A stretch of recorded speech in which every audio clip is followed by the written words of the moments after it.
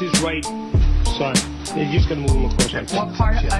Can you give me an idea what part of the dog that is? Up on his like thigh, of his leg. That was poorly. The picture of my finger is also 8 days after it was bit. That wasn't that day. Oh, the poor dog. Mr. Curtis, would you please state your full name for the record?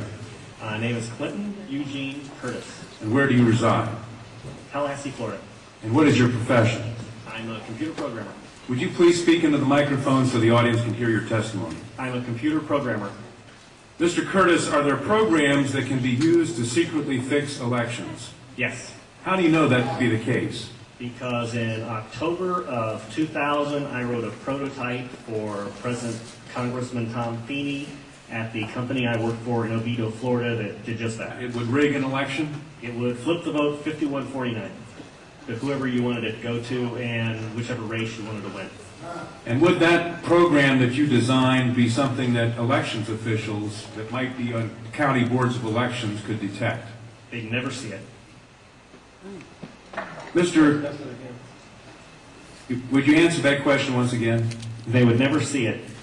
So how would such a program, a secret program that fixes the election, how could it be detected?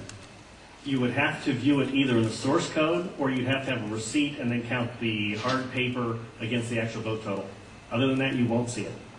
All right, Mr. Curtis, if you had been asked, you or others with your professional expertise had been asked to design a protective program that would protect the Ohio elections from against such software to fix the election, could you have done so? If we've been asked to make a program that can fix the election, sure, anybody can do it. Are the electronic voting machines used across the country vulnerable to hacking? One professor decided to find out for himself. That's right. Joining us right now, Princeton University professor Ed Felton with a demonstration from his study. Good morning to you, Ed.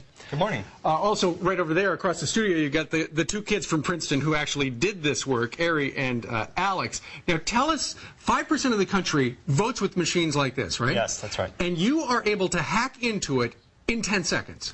It takes only a few seconds to insert a computer virus into this voting machine. But how technologically savvy do you have to be a hacker to do this? I mean, you have to be able to write computer programs, yep. Which a lot of people can do. Sure. You need to be able to open up this door on the side, which anybody can do, and that's about it. All right, let's see how it works. Yeah, you want to show me, if I'm voting, what happens, how okay. it goes wrong, you say. So we have set this machine up. We've infected it with our virus in advance. Okay. And we're running a simulated election here between George Washington and Benedict Arnold. I think I know who I'll vote for. All right. Go ahead, pop it in. I'm on your side. For you.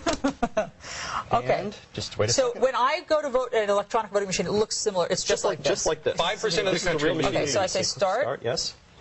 Yeah, I want George Washington. Yes. Okay, good. Okay, now I do next. Next. All right. And cast ballot. And I see that has registered my vote That's correctly. right. George Washington, I'd like to cast my ballot. Very simple. All right. Now, it. I'm going to vote. Just a minute. All right. So every person gets a different voter Yes, access that's card, right? All right. It takes a minute. Loading base. All right. Start. I'm voting for George Washington. Okay. Cast ballot. There you go. Okay. All right. All right. Now I'm going to cast a third vote, also for George Washington. All right. Well, we're going to watch just to make sure. All right. Watch very carefully. Voting ballot. You're starting. You're voting for George Washington. Okay, good enough. And then you cast your ballot. So there should be 3 votes for George Washington. 3 votes for George What Washington. are we going to yes. see? But because you have infected this machine with a virus, perhaps George Washington will not be the winner. That's right. All right, so now you're putting in the supervisor I'm putting the card. supervisor card. Now it's the end of election day, and Time I'm to the count election the worker. votes. We're going to count the votes. Yep. All right, very Right. good. So I stick this in, Yeah. and it takes a minute. I need to put in the highly secret pin 1111. Okay, there you go. I think you just accidentally said that out loud. Okay. Okay, ballot station. Not secret anymore. I'm going to end the election. Okay. Yeah.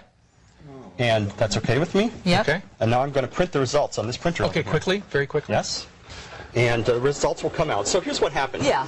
Inside the machine, it was keeping an electronic record of every vote. Right. 3 votes for George. But the computer virus went and switched the votes inside the computer's memory. All right. And when you see this result, what you see, look at the tape right here. Hold it right there, very carefully. 1 vote for George Washington and 2 for Benedict So Arnold. you're saying my that hackers would have had to have done this before people voted. They would have had to have infected it with a virus, Wow. and then it skews the results. Before election day? Oh, my goodness. Anytime before election day. Ed Felton, professor of computer science at Princeton, we thank you very much. Revolution. 4409.